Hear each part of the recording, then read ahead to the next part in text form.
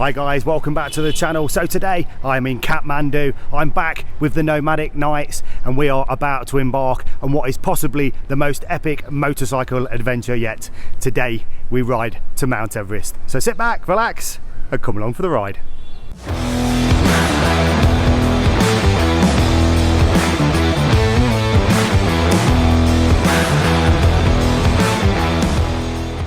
So everybody's been allocated a Royal Enfield Himalayan motorcycle.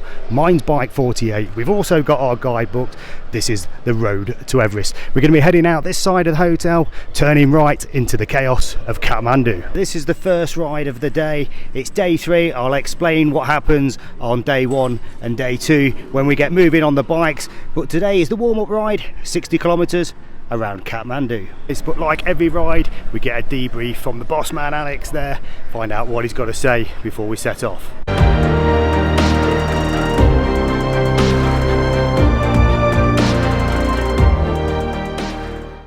Right guys, we are about ready to exit this amazing hotel. We've got Alex, the leader, about ready to lead us out. Everybody's having a quick go around the car park, just trying to get used to the bikes. So right, here we go guys. So it's great to be back on the Royal Enfield Himalayan. This is the dangerous bit. Can we get through? Oh, I made it just an hour ago, but a car took out a scooter at this very point. So everybody's a little bit nervous. To be honest, it feels like the traffic's just calmed down a little bit, but get some bikers like, they're just turning the street here and just try and settle into the ride again. I've got to say, this bike feels absolutely fantastic. It feels like a brand new bike. It's been serviced. There's no road rules. You just got to go for it. And in these cities like Kathmandu, with these high populations, especially motorbikes, it's every man for himself. Temperature today, it's got to be close to 30 degrees and high humidity. So for that reason, I'm wearing my Rucker air jacket today. The temperature's going to change quite a bit over the next few days and we've got to be prepared for all outcomes. But the bike feels great, feels nice and smooth, and it's nice to get on it just to get that airflow through the jacket, because once you sit in this traffic, whatever you're wearing, it's going to get hot.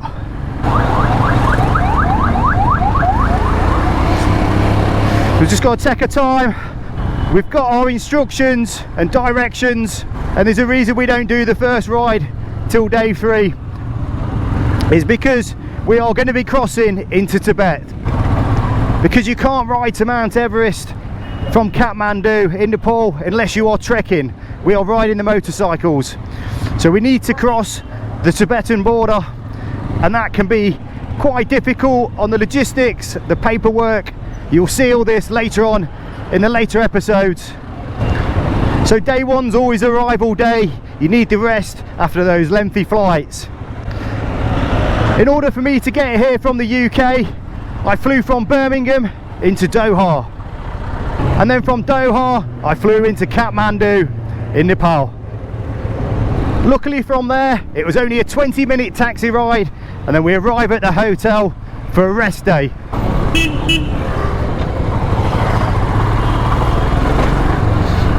Day 2, it gives us the opportunity to explore the city of Kathmandu. So there is a visa process to get into Tibet, and it's quite a difficult one, and this is where the Nomadic Night comes in, and they use their logistic powers to try and get us in. Try, be the operative word. Nothing's guaranteed. Even today we've not had our visa back, and we'll find out in a couple of days when we go to cross that border. So some of the bikes have also had things like new brake pads. They've all been freshly serviced. They've all been very well maintained. As you can see with the road conditions, it's not too bad. There's a few big potholes you've got to kind of watch out for. So today's ride is all about doing a loop around the city, getting used to the bike, getting used to the chaos, and enjoying the ride. So the first thing I noticed when we go through the city is they don't use the horn as much as what I experienced in India, and we only tend to use it when we're unsure about the overtake, like that. So far so good. we're just snaking round the hills, so we're not at any particularly high altitude, and as we head out the city the traffic thins down a little bit and becomes a bit more manageable. But as you gain speed you've still got to watch out for those potholes, they come up pretty quick. See, again, you've got the van there that flashed its lights. That's an indication that he's coming and not stopping. In the UK, that's the other way round. Oh, we've got a couple of choices there. We go up the ramp. There's a little bit of dust kicking around because it's been quite dry. We have got waterproofs with us. As they did say, it could rain at any moment. So all the bikes are just pulled over to regroup. I'm just trying to look down at my guidebook there, and at 11.7 kilometres we've got a turning of left. Also been given some landmarks to look out for. Like I say, today's ride is all about getting used to the bike, getting used to the roads, and getting used to working as a team. Oh, look at all that smoke. There's like a whole packet of cigarettes in one. See if we can get past them in the wrong gear, but the little Enfield soon picks up 24 brake horsepower.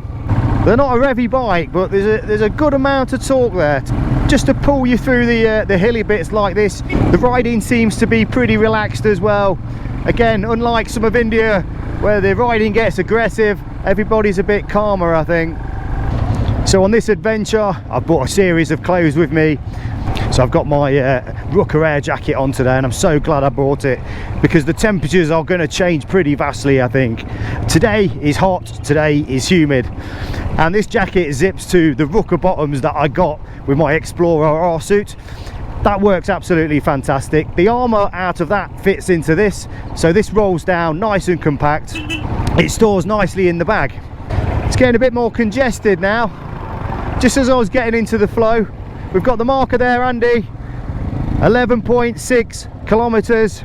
They were spot on. And we are going to be turning left. I'm not quite sure where I'm actually in the pack. Wasn't really paying attention. But we'll wind it on a bit. Sometimes when you go on these adventures, you kind of don't know where you're at. So we get these guidelines, a briefing every day. We jot down turn-ins, landmarks and anything we need to know in order to get us to where we need to be. The nice bit of tarmac has been replaced with a bumpy road surface, so it's gradually getting a bit narrower in places. We start to see a bit of farming going off. So far, I'm enjoying these nice sweeping bends. Look at the old boy having his daily wash. It's a bit of a dip in the road here. Oh, I'm in first. Some water running through.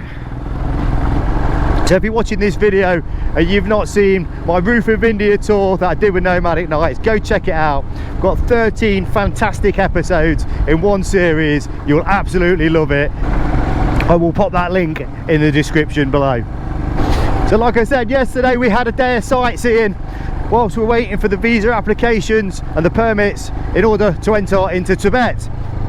Lots of things to see and do around Kathmandu, some very interesting things. So the hotel we're stopping in is called the Tibet International Hotel. It's right near a stupa that is absolutely fantastic. Yesterday we had a little walk round. You've got to walk around it clockwise and go and spin the prayer wheels. So you get some fantastic food around there and some cracking beers. Plenty to see and do in Kathmandu. The police out on the roads there seem to be pulling people in. We noticed that yesterday actually. There was a lot of scooters getting stopped and IDs getting checked, something I've not really seen before. But like always, we've got our UK driver's license, and we've also got things like the international driver's license. You must carry these things at all times. So yeah, it's the first gear job, this one, trying to battle up the hill. It probably doesn't come across on camera very steep, but I can assure you it is. Just trying to squeeze that throttle on to make the most out of this 411cc Royal Enfield Himalayan engine. Even though I've recently ridden one of these bikes, you still need a little bit of settling into it. So yeah, there was the blue sign, Hillside Academy, turn right, about 17 kilometres. Not sure what's going on here. Looks like they're giving out kind of food, I think. Big sacks of rice possibly. Oh no, there's a dog. Thought he was going to run right out in front of me. We've took to the off-roading. I wouldn't exactly call them green lanes. I'd imagine if it rained up here, it would get pretty bad. There's quite a few bikers knocking around. It looks like they've got a bit of a soccer match going off today. Wondering if that's Kathmandu's International Stadium. The grass looks like it could do with a bit of a water. Yeah, this is a good bit of off-roading here. I love the mixed terrains. Bit of sand. We get the back wheel sliding a bit. And already we are into some spectacular hillside views. We're going to keep on the pegs for this one. A lot of loose rock. There you go, here's some trekkers.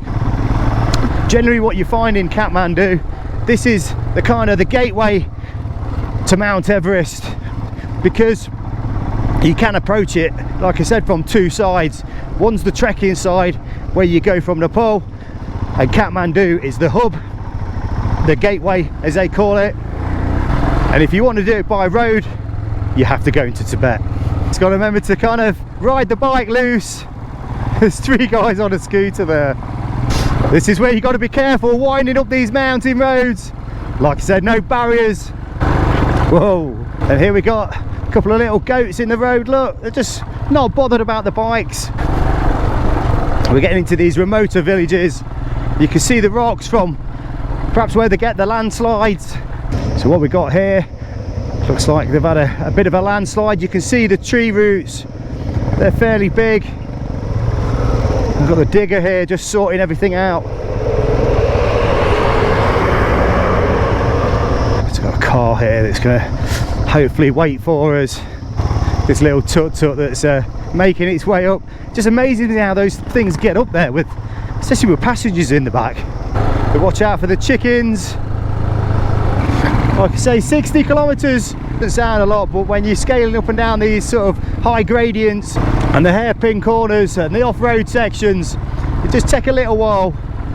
Open 2 more. That was another landmark that we had to write down in our guidebook, so we know we're on the right path. Some more little mountain goats knocking around. Some more chickens and roosters. Oh, I think he just necked that one. Oh, that looks like it's dinner. Chicken curry tonight. It's getting a little bit more technical. I think everybody thought they were going to be in for an easy ride today. Gets a little bit cooler when you get up into the hills, but like I said, we're not at any great altitude at the minute. I didn't get a proper look at the tyres, but I'm sure they had a new set of boots on. I'll check them out when we stop. So we can't be far off the first chai stop. I need to find out if they still call it chai in Kathmandu.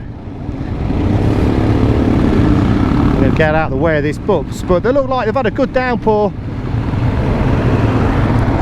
Oh, stalled it. There's definitely the army base there, heavily armed. You can see the barbed wire on the fence that runs all the way round. It's kind of mostly been first and second gear. Okay, so what's happening here? We're pulling in. Are we stopping?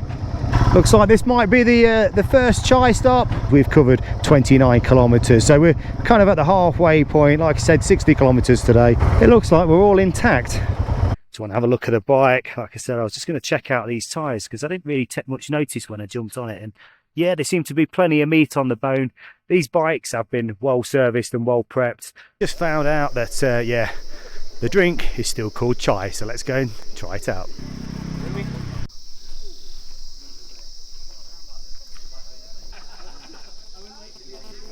I do like the local food, spicy potato and beans, and they have got a little bit of a kick.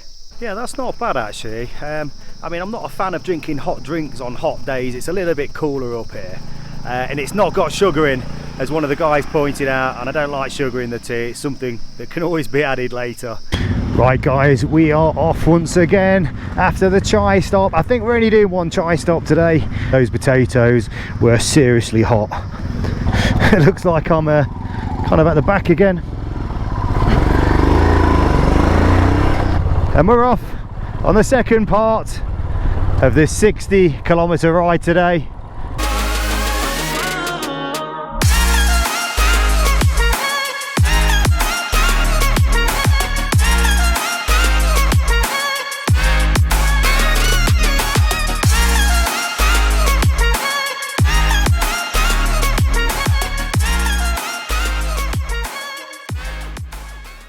So tonight we'll be staying back at the same hotel.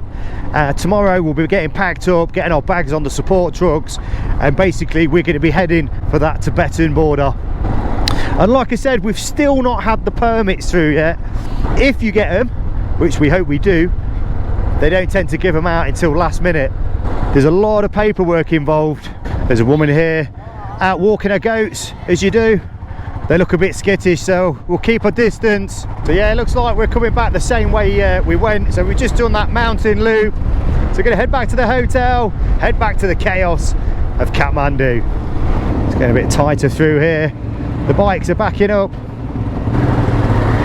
I mean, we could potentially go into rush hour. Oh. Watch out for the water truck. These junctions, you've got to be super careful. There's no rules. It's definitely the popular choice of transport, but it's also the poor man's choice. On the road here, we are bottom of the food chain once again. And we was told this morning at the briefing, if we have an accident, it's our fault. And if they hit us, it's also our fault. So you've got to stay vigilant on the bikes. We've got Andy the marker there. We're going left. And then he's got to race to the front to get to that next junction. I mean, it could be a case of we're going to lose somebody there. It'll probably be me, to be fair, with my sense of directions are not the best. But we've already got an exit plan. We've been told if we get lost in the city and you really don't know where you are, just get yourself a taxi and follow him. Yeah, instantly you just feel the heat has just rose. Feels like it's just gone 10 degrees warmer. The heat from the traffic, the heat from the bikes. Oh, we just hit a junction now. What do you do? Do you just go for it? I think you got to. I can hear an Enfield coming up. Distinctive sound. And then when you get to these intersections, you're waiting for those traffic lights to change. This is when it becomes the wacky race. This guy was just on his phone. He's just... You'd lose your license in the UK for that. Kathmandu is probably about the 5th worst city in the world for pollution. So you see a lot of guys wear masks while they're riding. Had to get on the brakes a bit there. That truck was stopping a little bit quicker than what I were. Lights just flashing and the green's on. Time to go. Oh.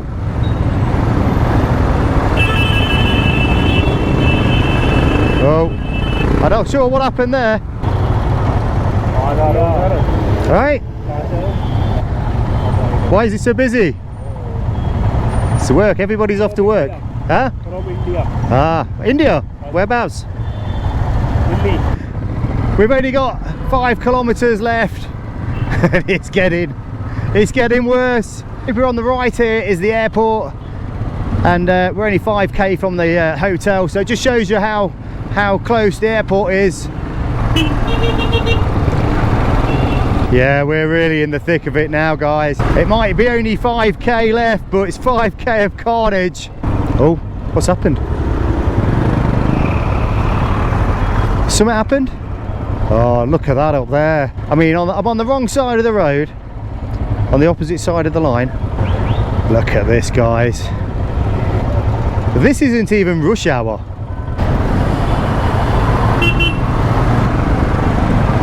Oh, one of the bikes has seen a gap. Let's follow him through. So a couple of the bikers up front. This girl's just pulling out. Don't even bother looking. They just go for it. I mean, we've only actually done like 2 kilometers in the last half an hour or so.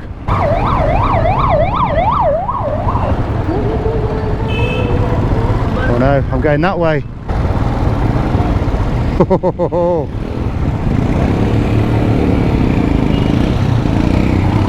This kind of looks like our road. Well, they all look the same, to be honest. What I can't do is miss the turning for the hotel, because if that happens, you can end up on the ring road, and then getting back round again will be a nightmare. So we are here, guys. We've made it. We are alive. It's the Hotel Tibet International. I bet everybody's feeling relieved to get back. It might have only been a short ride, and it might have been our first ride, but it's always nice to get back in one piece. So there we go guys, that was the first ride, that was the warm-up ride, 60k around Kathmandu. Absolute chaos in the cities, and once we got out, some great hills, some great terrain. Make sure you tune into the next episode as we head for the Nepal border.